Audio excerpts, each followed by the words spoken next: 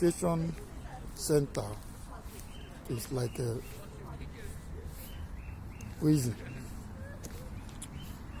Keeping someone in detention make situation worse, difficult.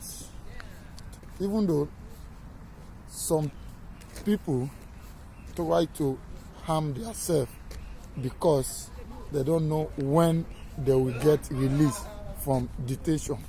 Detention center is basically is just place for punishment for the asylum seekers. It's a room and it's a toilet inside, and even the bed is made from the concrete, and your toilet inside and your bed is also from the concrete, and even you're not allowed to take your shoes inside, and the floor is very very cold also, and you have the room is basically doesn't have any window, and also have light on the top. Light is just like 24-hour. It's just like top of your head, and you don't have switch to turn off, and also have like a big camera, and and on the door is just have like tiny window on the door, and someone come and just open like this and see you, and then again shut back. Absolutely, it was crazy. I spent 8 months in Brookhouse. It was such a horrible experience. It messed me up mentally, physically, emotionally. You just, because you don't know what's happening day in and day out. You're just there and aimlessly, basically. 8 months is a long time. I always contemplate suicide because I feel less of a human being. You just feel like, what's the difference between me and other human beings? Why am I in this situation? And I wouldn't wish it even on my worst enemy. I'll just talk briefly on my first night at Brookhouse. I started relapsing and I'm falling sick because of the wrong food I was eating. They just treat us like animal, as if we're not human. It's a serious experience. There's window, but there's no fresh air coming in because it's sealed. So we got fresh air from the hose up the ceiling. Everything there is not good.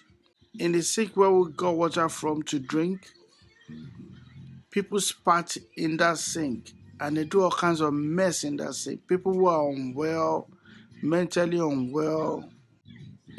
There are things there is just scary. People can die there because of they're not taken care of. It is barbaric to treat human being like an animal. For 8 years, I visited Brookhouse Detention Centre regularly. Each week, I'd spend an hour or so with one of the 400 men detained there. I had little to offer, but I had time and a listening ear. I did lots of listening, and I heard a lot of stories from people of many different backgrounds and circumstances. Sometimes on an initial visit, I'd be told about the first day of detention. Men would have been brought from a port, a prison, a police station, and others from their own beds at dawn. Some understood why they were being detained, and others had absolutely no idea. Time and again, I heard about their bewilderment and disorientation on arrival.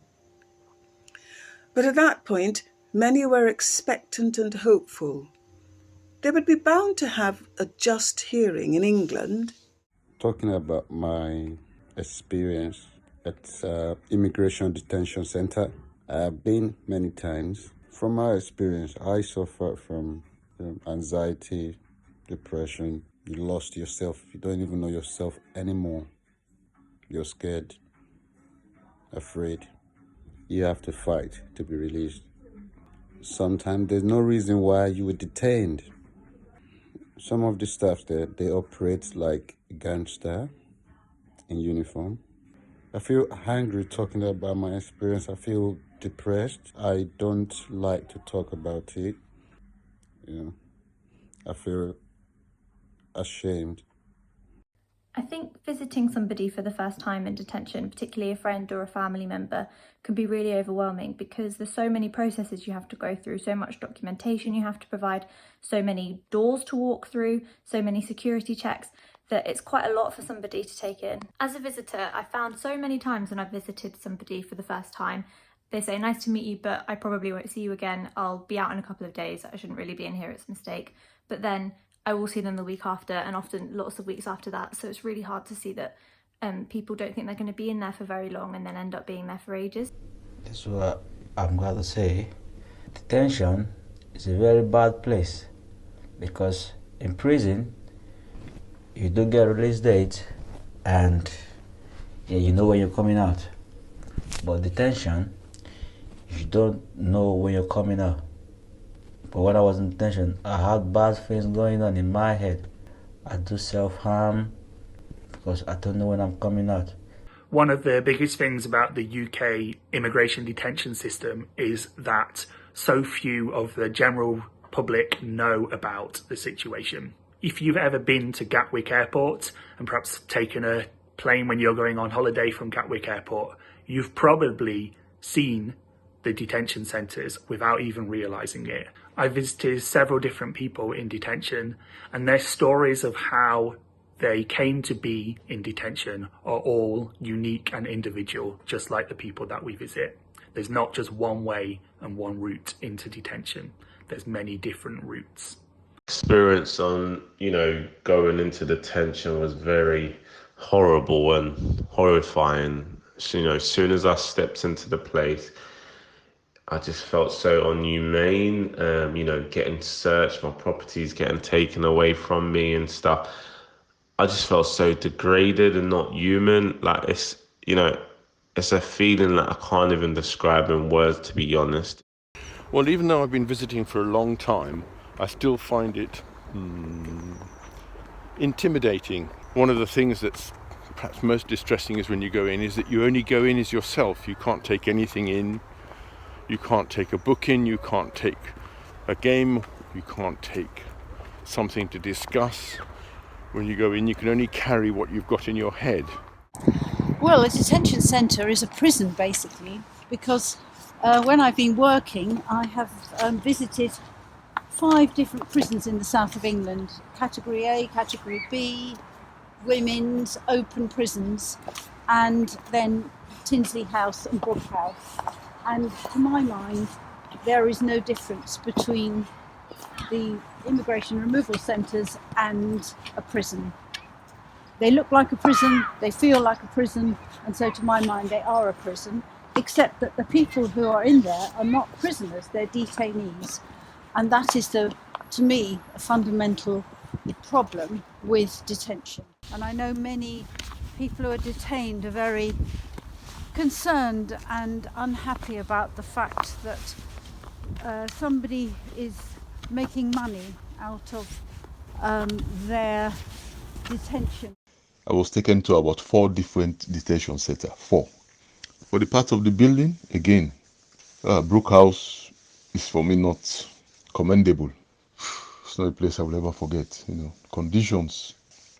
It's a difficult situation. It will always lingers on your mind. It always lingers on your mind. Especially something that has never happened to you. Never in your life. This is the first experience. So it's not something you will forget soon. You know what I mean? So it affects your mental, your physical, your psychological, your emotional. Every aspect of life is affecting you. There's no joke about it. Phew. You don't even know what your fate is. Whether you'll stay there for 6 months, especially if you've heard from few other people that have been there 8 months, 6 months, 2 years. So I just forgot about all of those. I tried not to think about all of those scenarios and don't continue praying.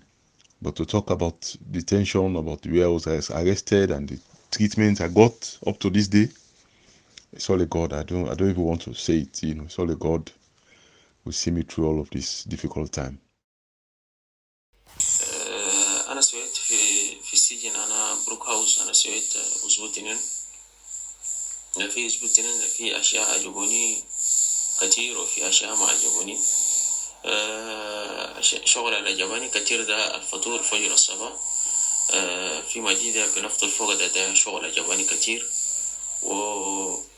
وتاني شيء اللي عجبني كتير ده التدريس عن الإنجليز ده كله عجبني كتير ما متعلمين ده وقت حلو مشينا وقت حلو زينا ده عجبني كتير والله شغل ما عجبني ده هو سجن ده انت قاعد داخل ما بتتحرك ده بس ما حلو ما عندك حرية ما تقدر تمشي طرق ذاتك بقراءة كتير وبالليل ده كان تم الساعة 10 ده كلنا ندخل داخل وبقفلونا ده شغل في السجن ده ما عجبني كتير